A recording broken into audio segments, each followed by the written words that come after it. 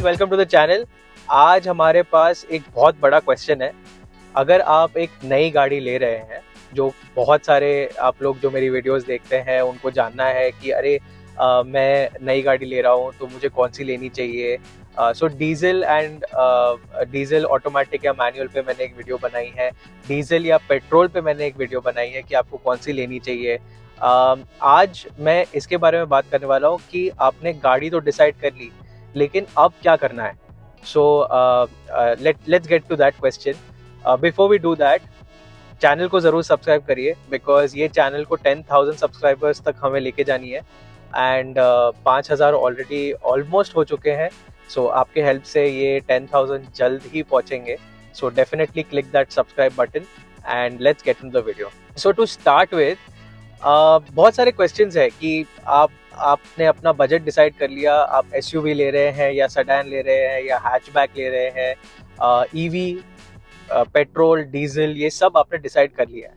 Okay, सो पहली बात जो आपको करनी चाहिए, सो आई एम अज्यूमिंग कि आपने गाड़ी बुक कर ली है, ऑफलाइन बुक की है, ऑनलाइन बुक की है, वॉट एवर इट इज़, आपने गाड़ी बुक कर ली है।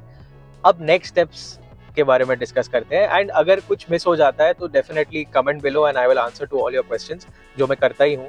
सो अगर आपके पास कोई भी तरह के क्वेश्चंस हो, definitely put it down in the comment section. So first things first, आपको करना है एक PDC. Now, what is a PDC? It's a pre-delivery check. Many of the dealerships will have this inbuilt. Maybe they will tell you कि sir आपको ना आपको PDC करनी चाहिए, या मैम आपको PDC करनी चाहिए गाड़ी की before you take the delivery. So definitely consider that. PDC is free of cost. तो आपको ये बिल्कुल भी इस पे कोई भी तरह के पैसे नहीं भरने। To be frank, and this is not about Mahindra, it can be about any other car. मैंने जब PDC के लिए बोला था, तब dealership was pretty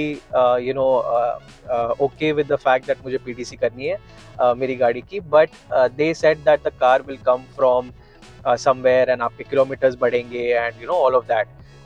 Keeping that aside, definitely go for this. अगर आपकी गाड़ी जैसे मेरी स्कॉर्पियो आई थिंक 1-2 महीने पहले मैन्युफैक्चर हुई है और मैंने उसके बाद ली है। मैनी कार्स आजकल अगर आप टाटा की बुक कर रहे हैं या आप होंडा की बुक कर रहे हैं, जो भी है, it has a time frame of 1 or 2 months, या मे बी अगर आपको रेडिली अवेलेबल मिल रही है तो अलग बात है, बट तभी भी आपको PDC 100% करना चाहिए। PDC में क्या स्टेप्स है, it's basically another video, but मैं आपको एक थोड़े चीज़ें बता देता हूँ कि आपको इंजन चेक करना है। इंजन में क्या है, कैसा दिख रहा है, is there any oil spillage. ये आप सेकेंड हैंड कार्स के लिए भी यूज़ कर सकते हैं और करना ही चाहिए आपको कि कुछ ऑयल स्पिलेज है कि नहीं, गाड़ी के इलेक्ट्रॉनिक्स ठीक से चल रहे हैं कि नहीं। From a Mahindra point of view, Tata point of view, definitely करना ही है आपको। सनरूफ की अगर मैं बात करूँ तो महिंद्रा में तो बहुत ज़्यादा, स्पेशली स्कॉर्पियो में बहुत सारा लीकेज के पॉइंट ऑफ व्यू से आपको डेफिनेटली चेक करना चाहिए कि कुछ प्रॉब्लम तो नहीं है and is everything working fine. Apart from that, गाड़ी के स्पीकर्स आप चेक कर लीजिए, विंडोज़, पावर विंडोज़ है तो इज़ इट फंक्शनिंग प्रॉपर्ली, ये सब आपको चेक करना है। अपार्ट फ्रॉम दैट, जो किलोमीटर रीडिंग होनी चाहिए, it should be between 0 to 100 according to me. अगर आप एक ब्रांड न्यू कार खरीद रहे हैं तो ये इतना तो आपका होगा, मे बी 40-50 किलोमीटर्स होगा। उससे अगर कम है तो ग्रेट, नहीं तो फिर ये रेंज में नॉर्मली होता ही है। सो एक हो गया, आपको PDC डेफिनेटली करना ही है। ओके, नाउ नेक्स्ट स्टेप, अगर आप इंश्योरेंस करवा रहे हैं, so many dealerships and that is where they actually earn their money, कि वो आपको बोलेंगे कि आप इंश्योरेंस हमसे लीजिए और इंश्योरेंस आपको हमसे ही लेना है, विच इज़ नॉट ट्रू। आपको and this is my experience over buying 3-4 cars in the last 2-3 years, you can definitely do the insurance on your own. You can go to different websites, and this video is not sponsored, but you can go to काफ़ी websites है, Policy Bazaar है, Paytm offers insurance के lot of options, you have Digit, you have lot of players where you can go and see कौन सी actually insurance आपको लेनी चाहिए। Insurance generally जो नई गाड़ी की लेते हैं वो 1+3 आपको लेनी चाहिए. So first year it will B zero dep comprehensive insurance which should definitely go for, and +3 would be third party which you should definitely do. अगर आपको इस पे और कुछ चाहिए तो you can definitely let me know. इसमें आप, अगर मैं स्कॉर्पियो जैसे गाड़ी की बात करूँ जो इन द रेंज ऑफ आपको 16 to 17 से लेके 27 लाख तक जाती है, तो यहाँ पे आप एटलीस्ट 40 to 50,000 बचा सकते हैं. And I am serious about this. आपके पास अगर डीलर का कोट है तो आप उसमें इंश्योरेंस चेक कर सकते हैं. It will be a large component. So ये आपको डेफिनेटली करना है. Now next step which comes which is registration. Now registration are of 2 types in India. ये काफ़ी लोगों को नहीं पता है, बट मे बी आपने रास्ते पे देखा होगा. There is a Bharat registration and there is a normal registration which is state registration. जो भारत रजिस्ट्रेशन है उसमें आपका नंबर ऐसे, अभी अगर हम 2024 में है तो 24BH and then the car number comes. So या 23BH 25BH नेक्स्ट ईयर आएगा. सो वैसे करके आता है. What is Bharat registration? It is an offering by the government. अगर आपके पास गवर्नमेंट जॉब है या कोई ऐसा जॉब है जो ट्रांसफरेबल है, तो उसमें आप अपनी गाड़ी का नंबर प्लेट अगर आप भारत रजिस्ट्रेशन से करवाते हैं तो आपको, अगर आप स्टेट शिफ्ट करते हैं तो आपको री रजिस्ट्रेशन करवाने की ज़रूरत नहीं है. The BH number plate will be valid in the new state you go to also in the country. So this is a benefit. अभी थोड़े नॉर्म स्ट्रिंजेंट हो गए हैं. So you require the transfer to happen and you need to show the registration office that you will do a transfer. And इसमें क्या होता है that your registration charges really reduce. You are paying only for 2 years at the start instead of 10 years और 15 years of your state registration. तो आपको जो cost है वो बहुत कम हो जाता है. कोई भी डाउट हो कमेंट सेक्शन में बताइए, I will clear it, but this is how it works.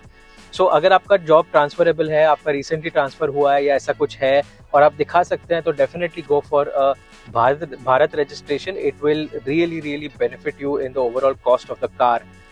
से फॉर एग्जाम्पल अगेन, अगर मैं महिंद्रा स्कॉर्पियो एन की बात करता हूँ, top model Z8L diesel automatic, तो यहाँ पे आपको registration cost will be in the range of 4 to 5 lakhs अगर आप स्टेट रजिस्ट्रेशन करवाते हैं. Varies by state to state, but अगर आप भारत रजिस्ट्रेशन लेते हैं तो आपको 35 to 40,000 हो जाता है. सो you can see the amount of delta. Fourth thing which is very important is that when you take your car delivery, definitely understand the electronics part of it. Now what I mean by electronics part is the connectivity. So all the new cars, all the cars within a certain range have got connectivity, like आपके महिंद्रा में there is something known as Adrenox, in Hyundai there is Blue. बहुत सारी चीज़ें हैं जो आपको देखने चाहिए. किया में किया कनेक्ट है. तो ये सब जो चीज़ें हैं वो आपको बहुत अच्छे से आप एक बार समझ लीजिए कि आपकी गाड़ी कनेक्टेड है नहीं है. उसमें एक सिम कार्ड आता है, उसके भी चार्जेस होते हैं. वो फर्स्ट 1-2 साल तक फ्री होते हैं, देन यू हैव टू पे फॉर इट. जैसे महिंद्रा की अगर मैं बात करूँ तो I think it is about 4,000 rupees और 5,000 rupees per year. So you definitely understand these extra costs. That is very important. Okay, now coming to the fifth thing is that they will say, okay, now you need to understand that you need to take extra service, or you need to take extended service is totally on you.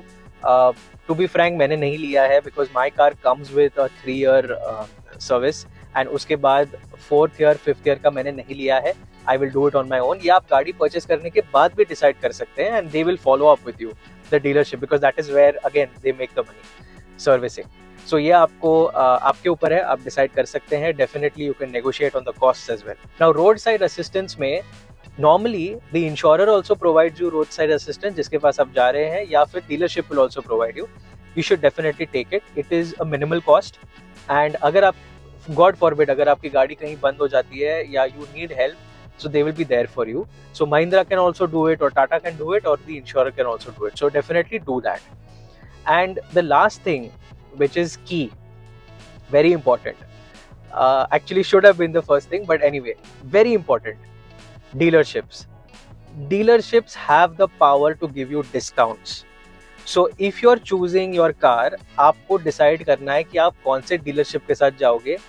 Definitely at least talk to 2-3 dealerships, tell them what you're getting as an offer, from various dealership. So अगर आप dealership 1 के साथ बात कर रहे हैं, dealership 2 को engage कीजिए, उनसे बात करिए, डिस्काउंट समझिए, उनको बोलिए कि कितना आप दे रहे हैं। So you can maybe deal with 2-3 dealerships, and dealerships are not going to like this video, but they do have the power to give you discounts. तो आपको डिसाइड करना है कि आपको वो चाहिए या नहीं चाहिए, and bases that you can have a better deal.